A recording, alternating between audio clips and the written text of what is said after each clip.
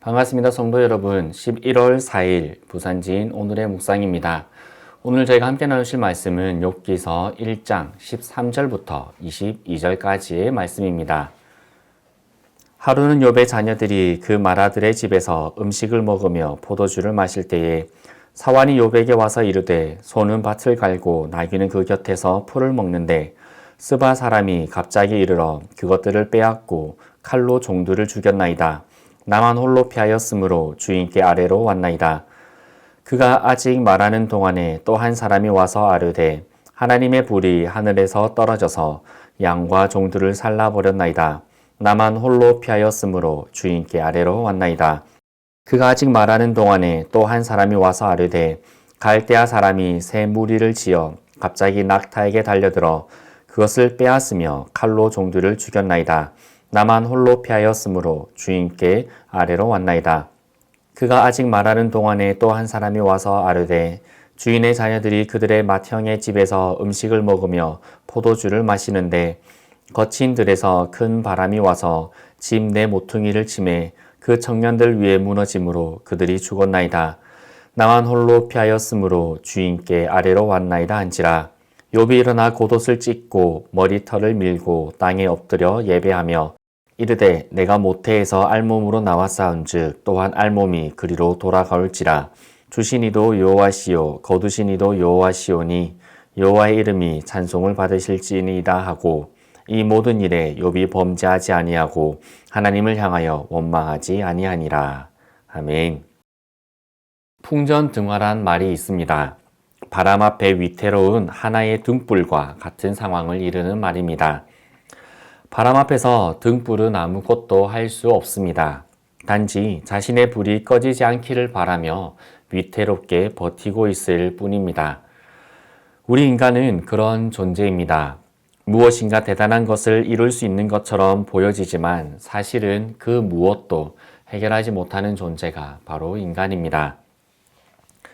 과학의 위대한 진보로 불과 몇십 년 만에 세상이 달라졌고 의료기술의 발달로 인간의 수명이 급격하게 늘었지만 결국에는 죽어야 하는 존재입니다. 가장 근본적인 것을 해결하지 못하기에 그 외 다른 것들로 존재의 의미를 찾으려 하지만 이내 죽음이라는 것 앞에서는 아무것도 아닌 존재가 바로 인간입니다. 바로 이 인간의 한계를 절실하게 드러내는 책이 바로 욥기서입니다.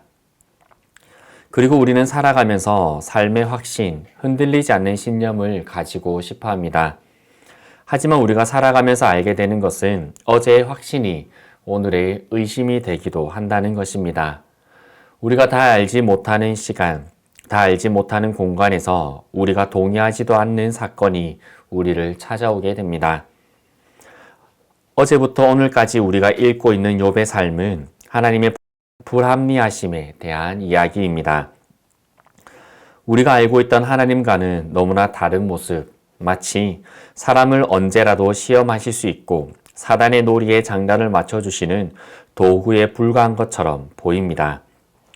욥기서를 통해 우리는 끊임없이 불합리한 현실과 그 현실을 용인하시는 하나님 앞에서 갈등해 나가는 인간의 모습을 보게 됩니다. 어쩌면 지금의 삶이 그러한 불합리한 현실을 통과하고 계신 분도 계실 것입니다. 이렇게 우리가 우리의 한계에 부딪히고 우리의 삶에 찾아온 불합리한 현실을 지나갈 때에 우리의 삶에 필요한 것은 바로 말랑말랑해지는 것입니다. 즉 내가 가지고 있던 확신, 내가 가지고 있던 신념, 내가 지켜왔던 그 모든 것들을 내려놓을 수 있어야 합니다. 마치 사막을 지나가기 위해 자동차 바퀴에 바람을 빼듯 두꺼운 껍질의 가재가 성장하기 위해 그 껍질로부터 벗어나오듯 우리는 말랑말랑해져야 합니다. 욥기서를 읽으시면서 우리의 고정관념도 우리는 벗어나야 합니다.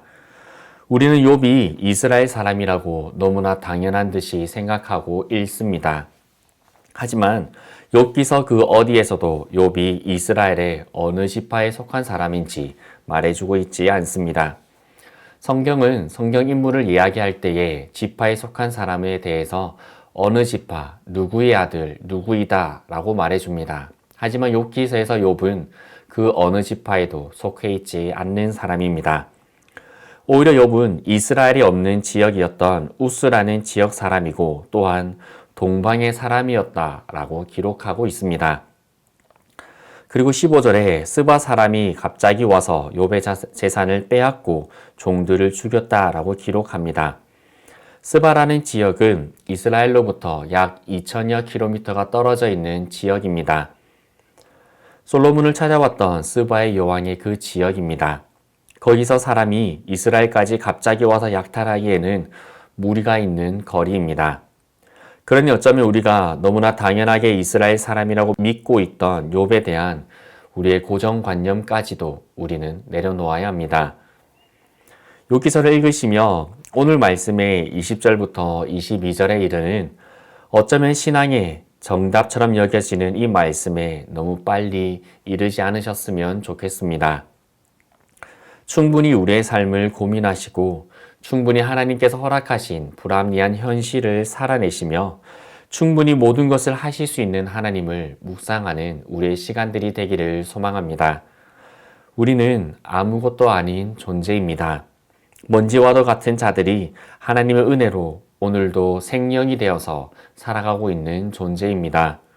인본주의가 너무나 강하게 자리 잡아 하나님까지도 인간 중심으로 역사하셔야 직성이 풀리는 이 시대에 우리의 모든 생각, 기준, 가치관을 내려놓고 그저 수많은 피조물 중에 하나인 그리고 너무나도 감사하게도 특별한 은혜와 복을 받은 한 존재로서 하나님 앞에 바르게 다시금 우리의 가치관을 정체성을 세워나가는 오늘 하루 그리고 욥기서를 읽는 모든 우리의 시간들 되시기를 소망합니다. 함께 기도드리겠습니다.